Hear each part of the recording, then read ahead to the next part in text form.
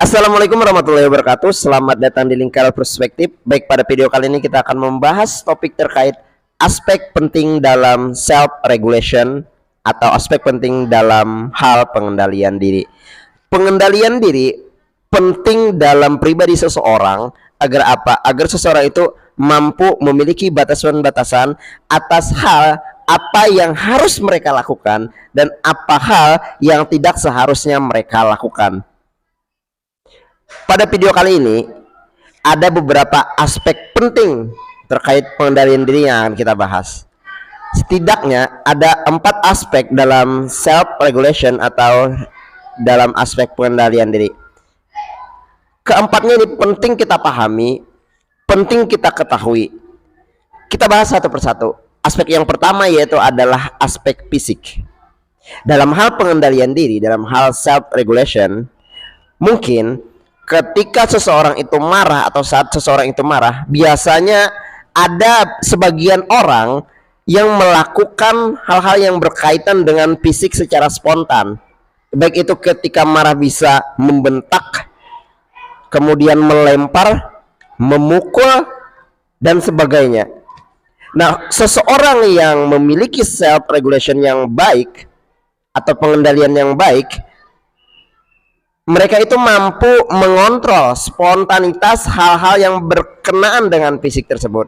Jadi self regulation penting untuk diterapkan agar apa? Agar seseorang itu mampu mengontrol dirinya dari spontanitas yang terjadi untuk melakukan hal-hal yang bisa berdampak secara fisik.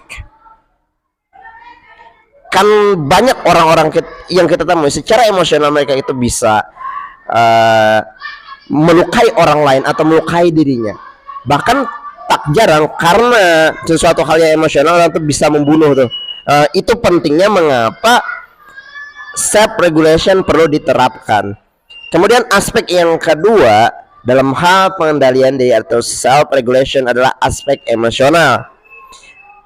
Ketika seseorang mampu memiliki pengendalian diri yang baik atau self regulation yang baik, self regulation itu akan membantu seseorang untuk mengendalikan diri saat terjadi sesuatu hal yang emosional, misalnya saat marah, kesal, sedih, senang, kecewa, dan sebagainya.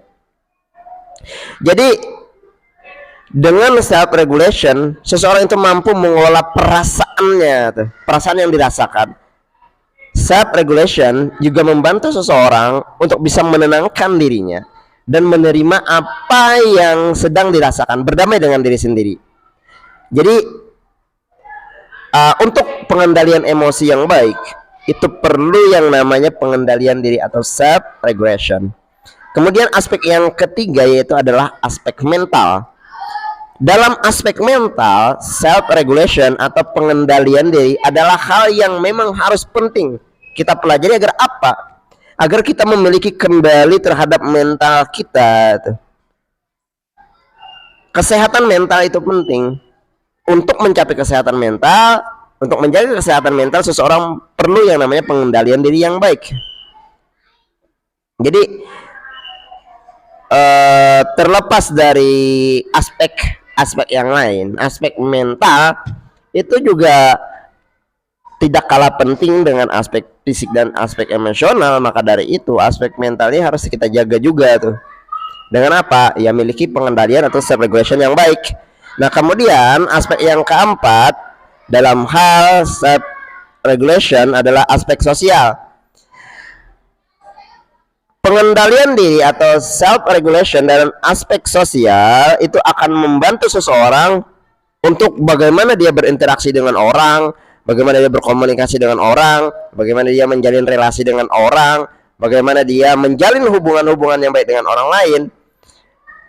Jadi aspek sosial juga sedikit banyak dipengaruhi oleh self regulation itu sendiri. Maksudnya adalah keberhasilan dalam hubungan sosial itu sangat dipengaruhi oleh self regulation. Jadi jika kita ingin memiliki relasi yang baik dengan orang, maka perbaiki dulu self regulation atau pengendalian diri kita ketika kita berinteraksi dengan orang. Itu kan berhubungan dengan empati, berhubungan dengan simpati, berhubungan dengan kepedulian dan sebagainya. Mungkin itu pembahasan kita mengenai aspek-aspek dalam self regulation. Penting ini kita pahami dan kita pelajari. Penting juga untuk diterapkan. Demikian video kali ini, semoga video ini bermanfaat.